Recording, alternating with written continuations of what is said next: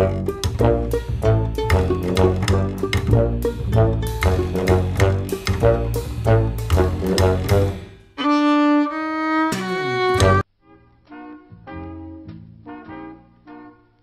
sommes à 2 km de Pamiers, sur la route de Belle-Pêche, où va s'élever un ensemble harmonieux de bâtiments qui seront prêts à être habités au mois d'octobre prochain. Ce sera le premier établissement d'enseignement agricole du département de l'Ariège, mais quel établissement? C'est ce que nous dit M. Valentin, son directeur.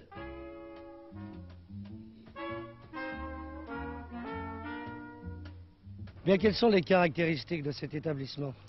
Bien, cet établissement était auparavant un collège agricole, c'est-à-dire avec un cycle 1 et un cycle 2, mais depuis très peu de temps, il a été adjoint à ce cycle 1 et 2, un cycle 3 qui fait de cet établissement l'ébauche en quelque sorte d'un lycée agricole. Ce lycée agricole est le seul établissement pratiquement du Midi-Pyrénées qui recrute au niveau de la classe de fin d'études ou après la classe de 5e des lycées d'enseignement général ou des collèges d'enseignement général. Cet établissement s'adresse donc à des jeunes de 13 à 14 ans révolus. Des dispenses d'âge sont cependant accordées. Et la principale caractéristique également, ce sont les débouchés que cet établissement peut offrir. Ces débouchés sont multiples, ils sont variés. Si vous voulez, nous allons reprendre cycle par cycle. Oui. Alors d'abord le cycle 1. Le cycle 1 débouche après 3 années d'études sur le brevet d'apprentissage agricole qui a l'équivalence dans l'éducation nationale au titre de CAP. Le cycle 2 est un cycle de 4 ans ou de 5 ans, de 3 ans ou de 4 ans qui conduit soit au brevet d'enseignement agricole, soit au brevet d'agent technique, qui lui encore n'a pas d'équivalence mais qui va en avoir une très prochainement. Et enfin le cycle 3 qui, après 5 années d'études, conduit au brevet de technicien agricole, qui est sensiblement l'équivalent d'un baccalauréat agricole, pratiquement. Bon, voyez, quels sont les débouchés? Les débouchés sont évidemment très différents en fonction des cycles. Le cycle 1 forme essentiellement des ouvriers qualifiés et de ce fait, les élèves diplômés retourneront vraisemblablement sur l'exploitation agricole. Ils pourront évidemment entrer dans certaines professions technico-commerciales, mais ces professions-là sont plus spécialement réservées à des élèves diplômés ayant terminé leur cycle 2 ou leur cycle 3. Quant au cycle 2 proprement dit, c'est un cycle d'agent technique, et là, dans les professions technico-commerciales ou bien dans les organisations professionnelles, crédit, mutualité, il est possible de trouver assez facilement des débouchés. Et finalement, le cycle 3, qui est pour ainsi dire le cycle long, là, permet d'embrasser des carrières administratives ou bien des carrières agricoles ou para-agricoles, des postes de conseiller agricole, de contrôleur des lois sociales en agriculture, de la répression des fraudes, de la mutualité, de la coopération. Et surtout, ce cycle 3 permet aux élèves diplômés de poursuivre leurs études vers l'enseignement supérieur et de préparer des écoles d'ingénieurs des travaux agricoles, par exemple de Bordeaux, ou bien alors les écoles nationales supérieures agronomiques. Cet établissement pourra recevoir 225 élèves, internes bien entendu. Les salles de cours seront spacieuses et sur de nombreux hectares environnants seront installés étables, porcheries, élevages agricoles, tandis que des champs d'expérimentation pourront être travaillés par les élèves. Ces bâtiments seront très modernes et les foyers et les halls d'accueil seront vastes. Les jeunes gens qui se décideront à embrasser une carrière agricole sauront qu'ils recevront bien entendu un très bon enseignement, mais encore qu'ils vivront dans un confort fort appréciable. Les maîtres, le directeur et le personnel logeront également sur place, cependant qu'un gymnase et un grand auditorium seront bâtis près de ces bâtiments d'enseignement.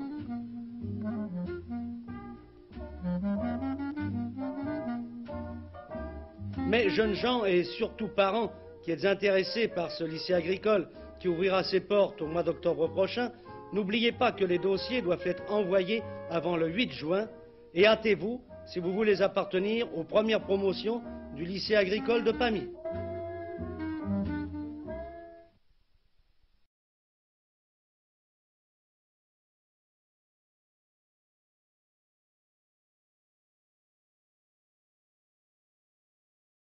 Tout d'abord, je dois préciser que l'enseignement agricole s'apparente beaucoup à l'enseignement dispensé dans les lycées, les CES et les CEG. Nous y retrouvons toutes les matières d'enseignement général, avec cependant une orientation nettement déterminée vers la biologie animale et végétale. D'autre part, une formation technique approfondie est donnée également à tous nos élèves, et par ailleurs, cette formation technique est approfondie sur le terrain d'exploitation que possède chaque établissement.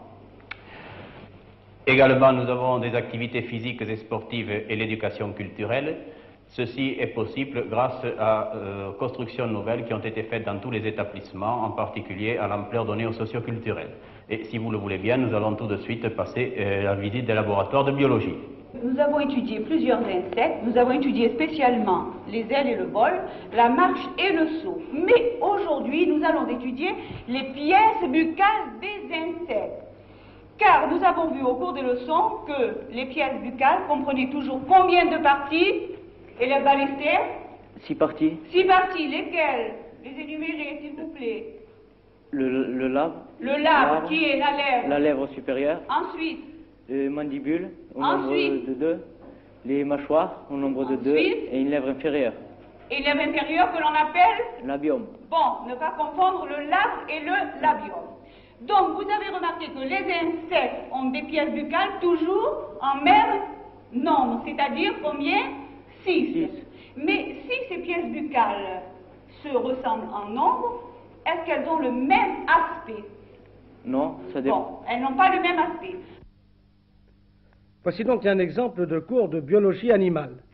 Mais la biologie végétale tient aussi une place importante dans des laboratoires neufs, bien équipés, bien éclairés, et les élèves étudient maintenant une feuille de houx au microscope. Mais leur reconnaissance des végétaux ne se fait évidemment pas uniquement en amphithéâtre ou en laboratoire, et maintenant leurs professeurs les interrogent sur leurs herbiers. Regardez, bon, vous avez déterminé une plante là. Une veste? Oui, une veste. Quel est l'intérêt de ces vestes là? Est-ce que vous avez des indications dessus déjà? Dans les champs? Oui, c'est-à-dire Une papillonacée? Oui, famille des papillonacées. Bon, on va le voir ça tout à l'heure, mais quel est l'intérêt des vestes? Ça peut faire. Les fourrages? Oui, le fourrage, c'est une plante l'alimentation. fourragère qui vit dans les prairies. Bon, vous savez que les vestes, il y en a diverses espèces. Là. Oui, ça appartient à la famille des papillonacées. Qu'est-ce qu'il y a de cette veste? L'intérêt des vestes. Vous voyez que vous ne l'avez pas ramassé au fond, là. C'est une légumineuse? Oui, c'est une légumineuse. Et au fond, évidemment, oui, sur la racine, vous avez ramassé une racine, là. Qu'est-ce qu'on aurait vu? Les nodosités, enfin. Les nodosités, oui. Hein. La géologie tient aussi une place importante et la projection de diapositives permet des cours. Une diapositive est généralement commentée pendant un quart d'heure. Pour l'instant, nous assistons d'abord à l'étude d'un gisement de pétrole, puis à la formation de ce pétrole, enfin à l'étude des micro-organismes à l'origine de ce pétrole. Et maintenant, passons au laboratoire de physique. Mesure de la chaleur massique du fer. Premièrement, il faut déterminer la masse M du solide. Pour cela, il faut utiliser la double pesée. Deuxièmement, il faut porter ce solide à la température T degrés, température de l'eau bouillante. Troisièmement, il faut déterminer la valeur en eau du calorimètre. Pour cela, peser le calorimètre. Quatrièmement, il faut introduire de l'eau dans ce calorimètre, déterminer la masse M de l'eau, noter la température initiale T0, ensuite plonger le solide dans le calorimètre et noter la température finale T. On calcule ensuite la chaleur massique C du fer. Bien, terminons maintenant par la leçon de chimie consacrée à la préparation de l'eau de chaux.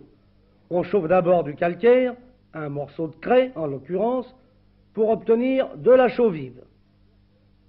En versant de l'eau dessus, on obtient de la chaux éteinte qu'on appelle du lait de chaux. En filtrant, on arrive à l'eau de chaux limpide qu'on peut par exemple doser avec un acide et on peut également pratiquer des expériences avec des indicateurs coloris. Et précisons pour terminer que ces matières sont enseignées dans toutes les classes des lycées agricoles.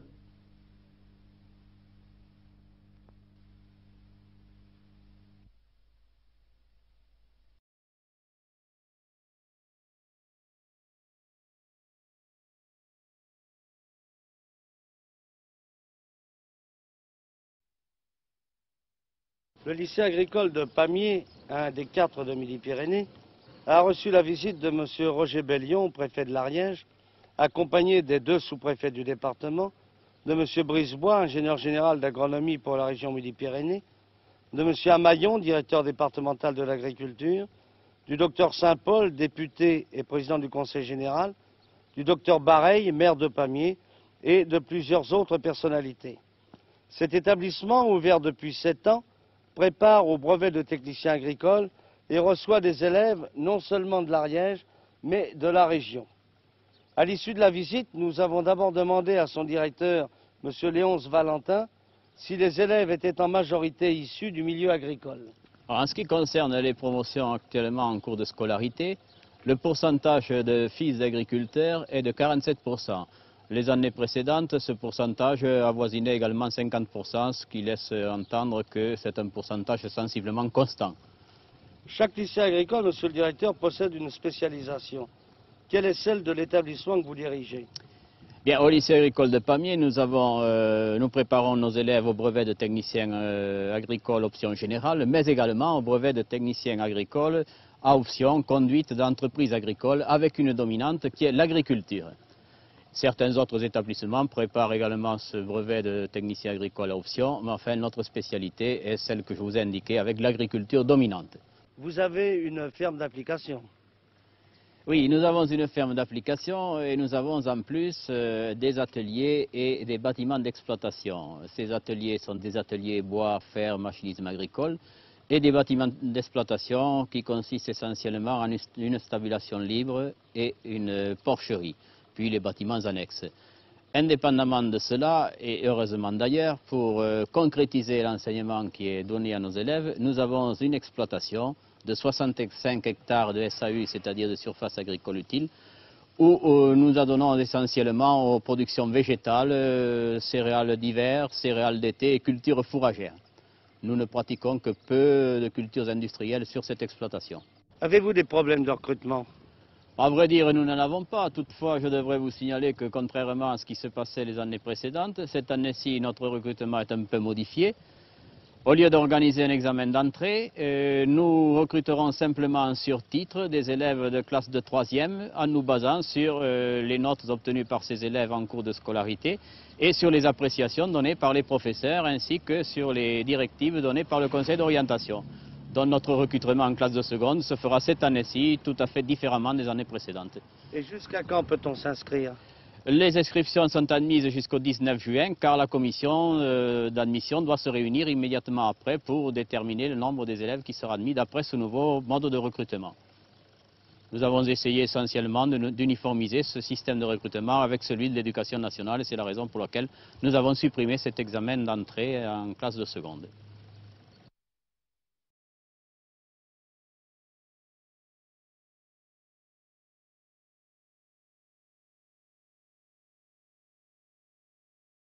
Voilà, et passer son baccalauréat est bien sûr l'un des tout premiers facteurs d'insertion et d'intégration. Les épreuves, vous le savez, vont commencer dans un mois. Les candidats ont déjà, pour certains, passé quelques épreuves facultatives, car les options, vous le savez, sont maintenant très diverses. Et par exemple, les élèves de ce lycée agricole de Pamiers dans l'Ariège espèrent glaner quelques points grâce à l'épreuve de pêche. Catherine Monnier et Perrine Mislange les ont suivis. Très bien. Une salle d'examen inhabituelle pour une épreuve insolite. Ces candidats au bac sont en pleine évaluation pratique de leur option pêche. Ce que je vais te demander, c'est pas d'être précis sur la distance. Ce que je vais te demander, c'est vraiment d'être précis sur l'axe. Monter une canne ou une ligne, assurer des lancers, pour ces élèves, c'est un plaisir, mais c'est aussi un objectif. Il y a quand même des points pour le bac, il y a un enjeu. Je suis pas dupe, bien sûr. Eux, ils gagnent des points. Mais mon objectif à moi, c'est de les rendre amoureux de ces milieux-là, qui ressortent en ayant une envie d'y retourner, quoi. Mais avant cela, il y a aussi l'écrit, avec 3/4 d'heure pour plancher sur des questions telles que... Peut-on pêcher du poisson blanc toute l'année en seconde catégorie? Citer 4 espèces de poissons qu'il est possible de pêcher au coup. Moi, je ne l'ai pas trouvé personnellement difficile. Allez, vous me ramenez les copies. Alors, combien de points d'avance gagnés? Ces candidats devront attendre le bac pour le savoir, mais sans devoir visiblement trop s'inquiéter. Ça reste une matière aussi, quoi. Après, je suis pas difficile, on va dire. Bonne note ou pas, cela n'entamera pas la passion de ces pêcheurs candidats, ni leur envie de belles prises. Oh oui, une grosse truite. Ou dans les lacs de montagne, des saumons, des gros saumons, des gros poissons. Dans l'immédiat, ils espèrent éviter la repêche grâce à leur option bien particulière.